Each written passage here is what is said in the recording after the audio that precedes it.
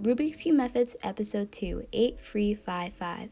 Before we begin solving our Rubik's Cube, we need to know a little bit about it first. There are 3 pieces on the Rubik's Cube.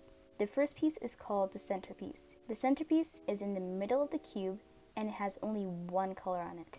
This is the white centerpiece. Likewise, this is the green centerpiece. This is the yellow centerpiece. This is the blue centerpiece. This is the orange centerpiece. And this is the red centerpiece. The second piece type on a Rubik's Cube is called an edge piece. The edge piece belongs on the edge of the cube and it has 2 colors on it. This is the white-blue edge piece.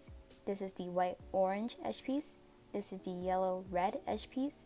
This is the yellow-green edge piece, and so on. The third type of piece on the Rubik's Cube is called the corner piece. The corner piece belongs on the corner of the cube and has 3 colors on it. This is the yellow-orange-blue corner piece.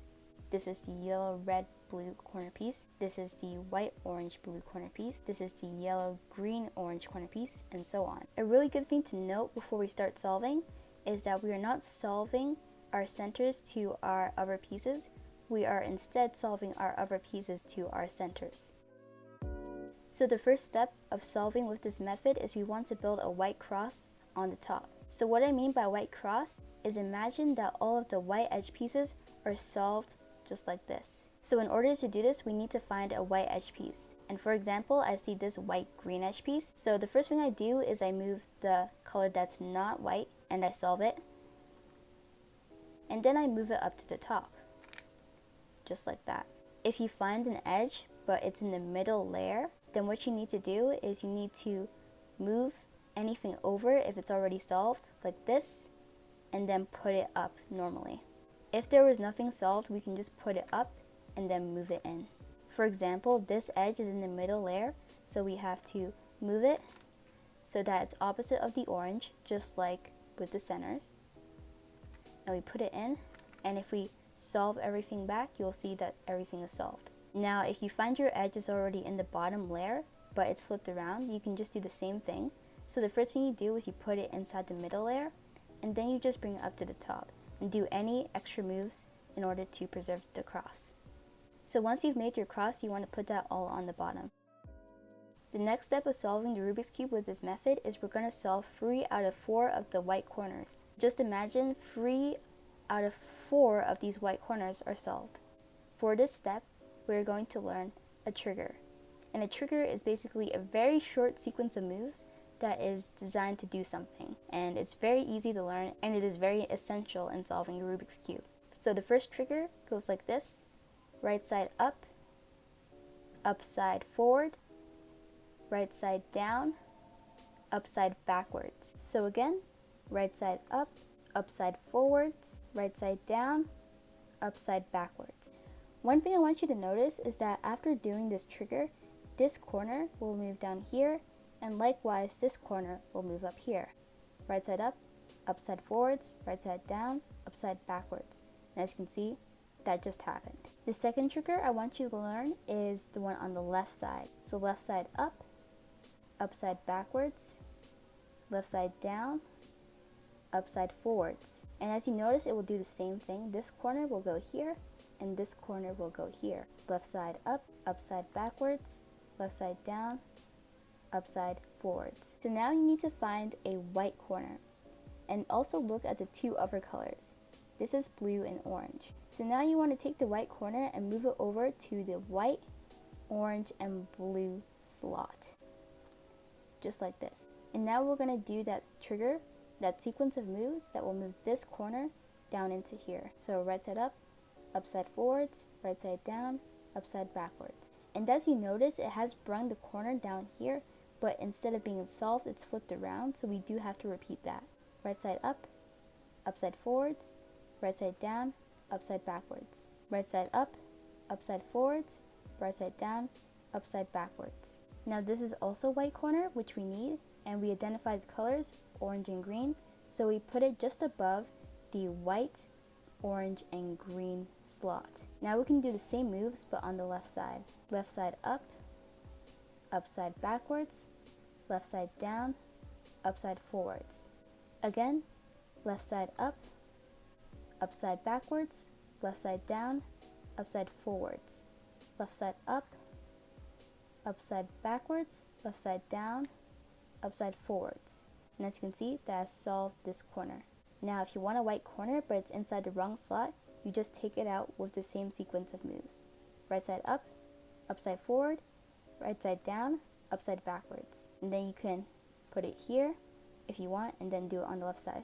Left side up, upside backwards, left side down, upside forwards.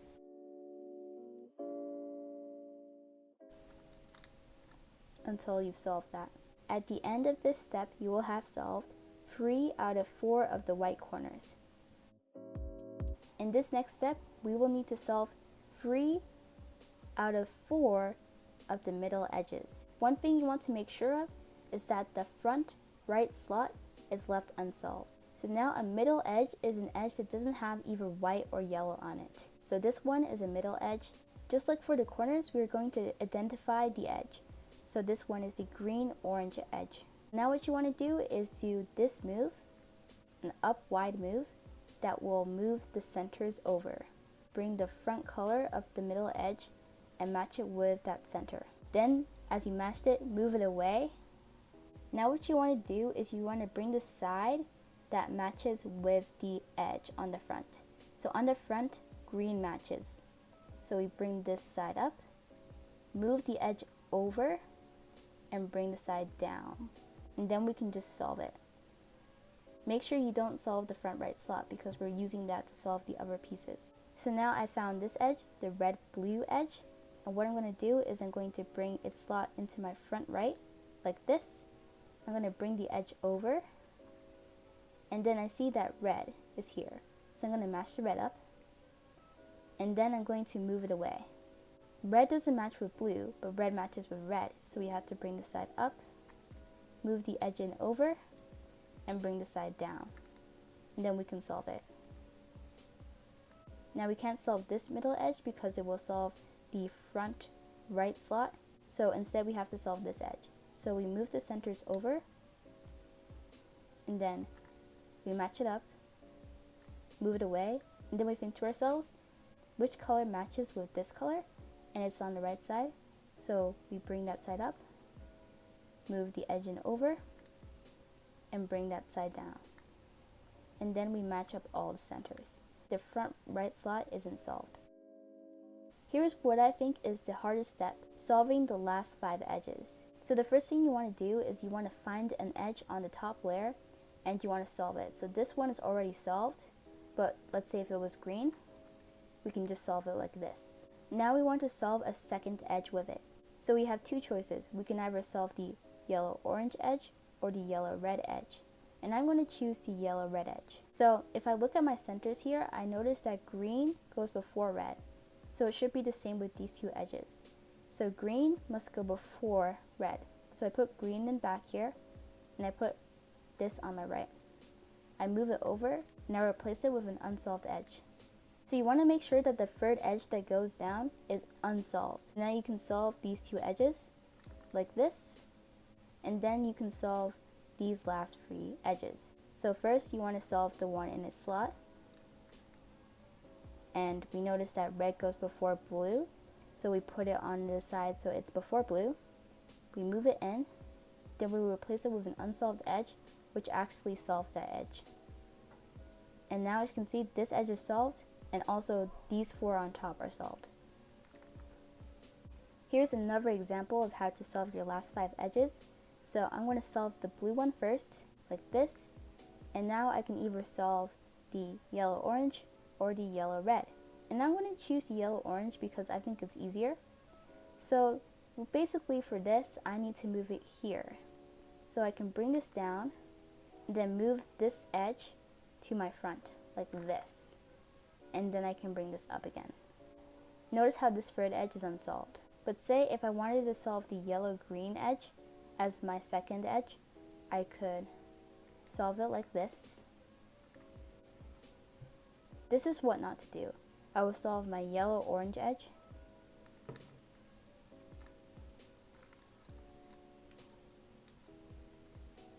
And then I have 3 edges solved and 2 of them not solved, and I can't really throw anything in there. So instead of solving this edge, I'm going to move it in a position where it won't be solved. And then if I match up the two edges like this, then as you can see, the third one isn't solved. So what you shouldn't do is you shouldn't solve the third edge.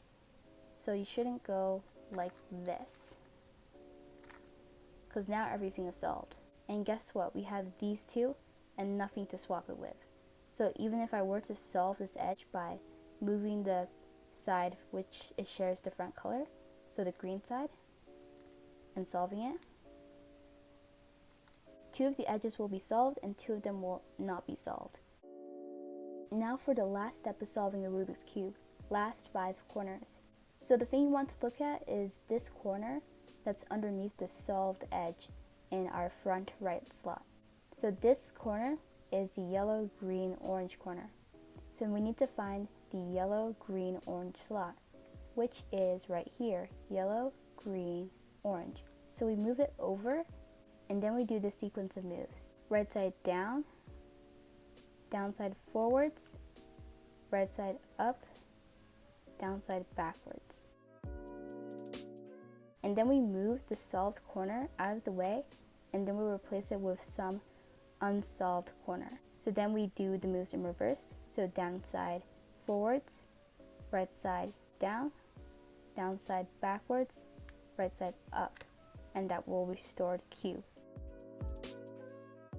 Then if you want, you can solve that block, but you don't actually need to do that. You can just keep it like this. And if you see there's a white corner here instead of a yellow corner, you can just put the yellow corner in with that same sequence of moves. Right side down, downside forwards, right side up, downside backwards. Now you look at this corner and you find the slot it needs to go into, right here, and then you do those moves again. Right side down, downside forwards, right side up, downside backwards. And then you move an unsolved corner, and then you reverse the moves. So downside forwards, right side down, downside backwards, right side up, and if it's still not solved, then do it again. And now it's done. So now we look at this corner and we see that it needs to go into this slot. So we do right side down, downside forwards, right side up. Then we move an unsolved corner into here, right side down, downside backwards, right side up. Either you get a solved cube or you have last 2 corners, in which case you would put those 2 corners on the top and you would do those moves. So right side down, downside forwards, right side up, downside backwards. Right side down, downside forwards, right side up, downside backwards. Right side down, downside forwards, right side up, downside backwards. Right side down, downside forwards, right side up, downside backwards. Then you would put the unsolved corner in here, and then you can do the reverse of those moves. So downside forwards, right side down, downside backwards, right side up. Downside forwards, right side down, downside forwards. I'm not even sure how to say it anymore, so I'm just going to finish off the cube. And there you go. So then you just align everything. So that is the 8355 method. It's a really good beginner's method because it's very intuitive and it really makes you feel like you're solving a Rubik's Cube in a really simple but downsized manner.